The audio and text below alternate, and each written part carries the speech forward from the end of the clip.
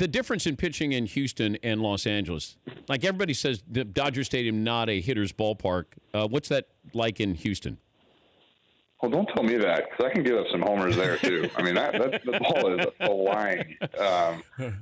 And I mean, Houston is a hitter's ballpark, no doubt. I mean, left field porch does feel like it's that shortstop in Houston, but I mean, at the end of the day, both pitchers are dealing with it, and you can't worry about it. You can't let it affect how you're going to pitch. So, yeah, I wouldn't be surprised if there are a few homers in the next few games. But the ball was jumping in Game 2, more than Game 1, right? Always, right? Yeah, yeah. I mean, people are saying the ball's juiced, all baseball season, and I'll be the first to jump on that bandwagon because I've given up a ton of homers. So, I'm all in on that philosophy. But, at the end of the day, I always say it's like, well, everybody else is dealing with it too, right? It's not like I'm the only one giving up a lot more homers. So, I don't really care. Homers are cool. People like seeing them. So, if they're doing something sneaky or behind our backs, that's fine with me. I don't really care. You don't care if the league was juicing those baseballs on purpose? No, because then everybody's dealing with it, right? I mean, it's like, it'd be cool if they told us, but if they are and we don't know, everybody's dealing with it. It's not like they're picking on one guy, so that's okay.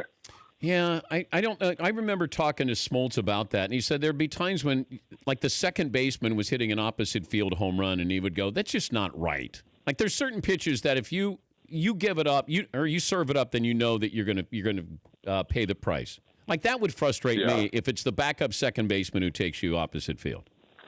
Well, I mean, I think it's more ballpark related than anything. Like, you see, Aaron Judge robbing a few homers in that last series with Houston, and then Correa, Altuve, those guys going deep, to the first or second row in Houston, and then the Yankee Stadium right field. I mean, there's a lot of ballparks where you can make the argument that the fence itself is the reason why these home runs are getting out of here. So, it is frustrating. The ball the ball Todd Frazier hit. Did you see that one in the ALCS? That was crazy. You're right. Come on. That shouldn't be a homer. That was right that was one-handed, like a flip out there, Clayton. Yeah. No, he's a strong guy, and he can hit some homers, but you're right. That would frustrate me if I threw that pitch and he hit a homer for sure. Randy Johnson joined us a couple of weeks ago, and I said, what's the home run that, people are going to show and you're proud of? And he said the home run I threw to Mark McGwire. Big Mac. Oh, yeah. I mean, that was a bomb. That was just like, I'm bringing it, and here it is. Is there a home run that you're actually proud you gave up? Like, man, he got all of it.